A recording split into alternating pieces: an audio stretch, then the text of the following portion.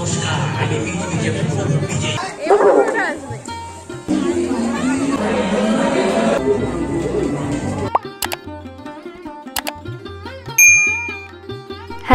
Everyone, আমি পায়েল তোমাদের সবাইকে জানাই আরও একটা নতুন ব্লগে স্বাগত।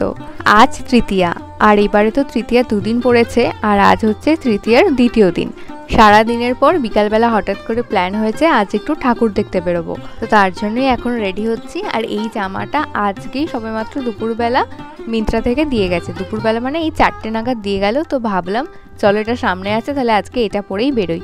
জামাটা তো আমার বেশ ভালো লেগেছে, আর এটার সাথে আজকে পেয়ার করব এই ব্লু জিন্সটা। তো চলো ঝটপট রেডি হয়ে নিই।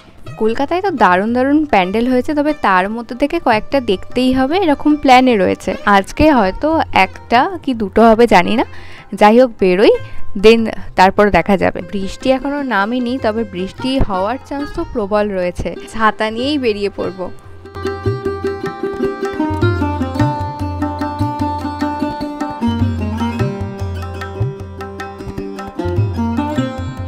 এবারের পুজোতে আমার পারচেস করা বেস্ট লিপস্টিক কম্বো হচ্ছে মার্সের এই কম্বোটা।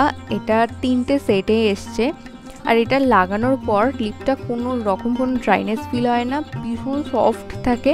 মানে আমার ইদানিং হচ্ছিল যে কোনো লিপস্টিক লাগালেই ঠোঁটটা বড্ড ড্রাই হয়ে যাচ্ছিলো, বাট এটাতে আমি দেখছি আমার সেই প্রবলেমটা হচ্ছে না। আর এটা 3টে কালারই ভীষণ সুন্দর।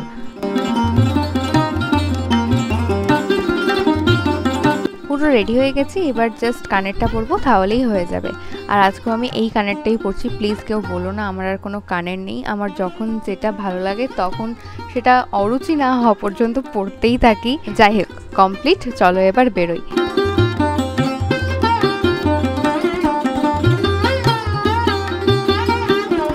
এই জাস্ট ডানলপ ক্রস করলাম, মাঝে তো প্রচুর বৃষ্টি এসেছিল, এখন তারই মধ্যে একটু থেমেছে, তাও ঝিরিঝিরি করে তো হয়েই চলেছে।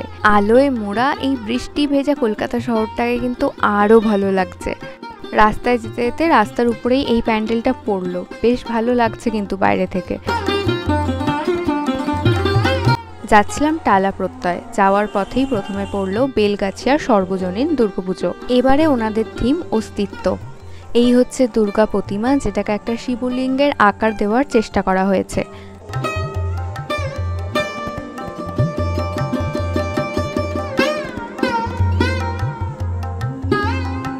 ওখান থেকে বেরিয়ে এবার যাচ্ছি টালা প্রত্যয়। এবারে শতবর্ষের টালা প্রত্যয়ের থিম রয়েছে বীচ অঙ্গন। বৃষ্টি এখনও ঝিরিঝিরি পড়ে যাচ্ছে, আর মোটামুটি রাস্তাতে টুকটাক জল তো জমে গেছে, তো এগুলোকেই মারিয়ে মুড়িয়ে যেতে হবে। বৃষ্টিও পড়ছে, এদিকে মানুষের ঠাকুর দেখাও চলছে। এত বৃষ্টির মধ্যেও মণ্ডপের ভিড় কিন্তু একদমই কম নেই। একদম ঢোকার মুখেই রয়েছে বড় সাইজের একটা ফুলকপি। এরপরই এখানে একটা শো চলছে। মণ্ডপের মধ্যে ঢুকেই প্রথমে এখানে দেখতে পাচ্ছি একটা লাইভ পারফরমেন্স, ভীষণ সুন্দর লাগছে। আর এখানে চলছে একটা প্রজেকশন শো, এখানেও লাইভ পারফরমেন্স হবে। আর একটু এগিয়েই মণ্ডপের মাঝ বরাবর বাঁ দিকে রয়েছে মা দুর্গা। এখানে মা দুর্গার এক অন্যরকম রূপ দেখা যাচ্ছে।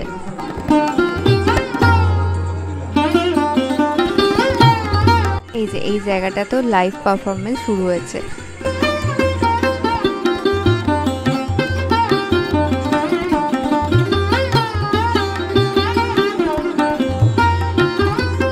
এই প্যান্ডেলগুলোতে তো ওই তোমার ষষ্ঠী থেকেই মারাত্মক লাইন পড়তে আরম্ভ করবে, তাও ফাঁকায় ফাঁকায় দেখে নেওয়ার জন্যই আজকে আসা।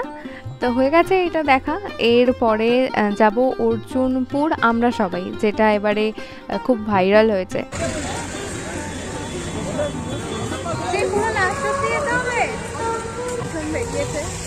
মণ্ডপে বেশ ভালোই ভিড় রয়েছে, মোটেই ফাঁকা ফাঁকা না মণ্ডপ। এবার চলে এসেছি অর্জুনপুর আমরা সবাই ক্লাবে।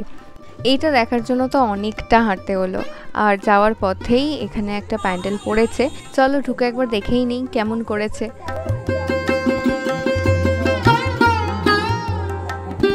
এই মণ্ডপের থিম হচ্ছে গোলকগ্রাম। এখানে একটা গ্রাম্য পরিবেশকে তুলে ধরার চেষ্টা করা হয়েছে, বেশ ভালো করেছে। কিন্তু ভাবছিলাম ঢুকবো না, বাট ভালোই লাগলো ভেতরে এসে।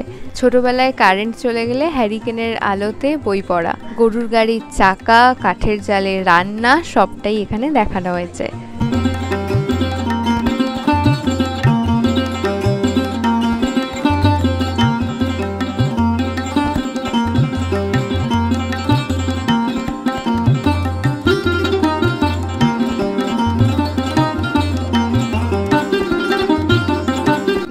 ভালোই লাগলো, আর ফাঁকায় ফাঁকায় অনেকগুলো ঠাকুরই দেখা হয়ে গেল। তো এবার যাব অর্জুনপুর আমরা সবাই ক্লাবের ঠাকুরটা দেখতে। তোমরা যদি এখানে গাড়ি নিয়ে আসো তাহলে এখানে গাড়ি পার্কিংয়ের কিন্তু ব্যবস্থা রয়েছে এবং পার্কিং চার্জ হচ্ছে 20 টাকা। আর এখানে আসবে কি করে, এখানে আসার জন্য তোমরা কোনোভাবে যদি দমদম পৌঁছে যাও, সেখান থেকে নাগের বাজার, দেন নাগের বাজার থেকে আমরা সবাই ক্লাবে আসার জন্য কিন্তু টোটো বা অটো চলছে।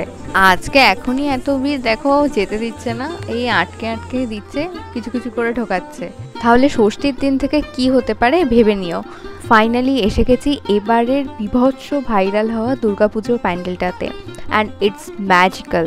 ঢুকেই প্রথমেই রয়েছে এরকম বাঁশের স্ট্রাকচার, যেটার মাঝে মাঝে আলো দিয়ে একটা দারুণ পরিবেশ তৈরি করা রয়েছে। দেন রয়েছে এই স্ট্রাকচারটা। এই প্যান্ডেলটা তৈরি করা হয়েছে স্টেনলেস স্টিল দিয়ে। তুমি কোন দিক থেকে চোখ সরিয়ে কোন দিকে রাখবে, সব দিকটাই ভীষণ সুন্দর করে সাজানো।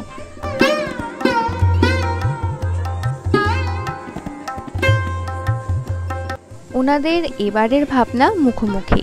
তো চলো এবারে আস্তে আস্তে মণ্ডপের ভিতরের দিকে প্রবেশ করি।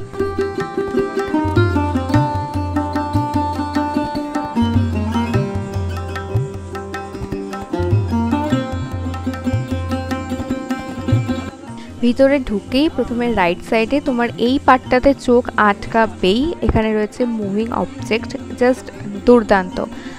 আর বাঁদিকে রয়েছে সেই মায়াবী চাঁদ, ব্লু লাইট দিয়ে একটা দারুণ পরিবেশ ক্রিয়েট করা হয়েছে, জাস্ট দারুণ লাগছে।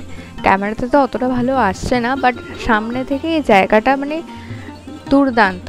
এটা দেখতে তো আসতেই হবে। হ্যাঁ, তোমরা যদি কেউ সলপ দিয়ে আসো তাহলে সলপ টু নাগের বাজার যে বাসটা আছে ওটাতেও তোমরা এসে দেন নাগের বাজার থেকে অটো বা টোটো পেয়ে যাবে কিন্তু। তো আর দেরি না করে চটপট ভিড় বাড়ার আগে গিয়ে এই প্যান্ডেলটা দেখে আসো। চলো এবার দেখি সেই ভীষণ সুন্দর মাতৃ প্রতিমা, যার নিচে লক্ষ্মী গণেশ কার্তিক সরস্বতী মুভিং অবস্থায় রয়েছে। একদিকে রয়েছে লক্ষ্মী গণেশ কার্তিক সরস্বতী, আর একদিকে রয়েছে ওনাদের বাহন। জাস্ট দারুণ দারুণ। আর এটা দেখে এখান থেকে টোটো পাওয়া যাচ্ছে, তোমরা দমদমের ঠাকুরগুলোও দেখে নিতে পারো, দমদম পার্ক, তারপর তরুণ সঙ্গ। তবে আমার আজকের মতো কমপ্লিট, এবার বাড়ি যাব। আর যাওয়ার পথে তো প্রচুর ঠাকুর দেখলাম যেগুলো মণ্ডপে যাচ্ছে। বাইরে তো আজকাল খাওয়ার সময় হলো না, তাই আসার পথে এই বিরিয়ানিটা কিনে এনেছি, তো এখন বাড়িতে বসে আরাম করে এটা খেয়ে নেবো। আর আজকের ব্লগটা এখানেই এন্ড করছি। যদি কিছু ভালো লেগে থাকে প্লিজ লাইক করো, শেয়ার করো, কমেন্ট করো, আর অবশ্যই চ্যানেলটা সাবস্ক্রাইব করে দিও। দেখা হবে পরবর্তী কোনো একটা ব্লগে। ততক্ষণ সকলে ভালো থেকো, সুস্থ থেকো, আর খুব খুব খুব আনন্দ থেকো, আর সকলে খুব ভালো করে পুজো কাটাও।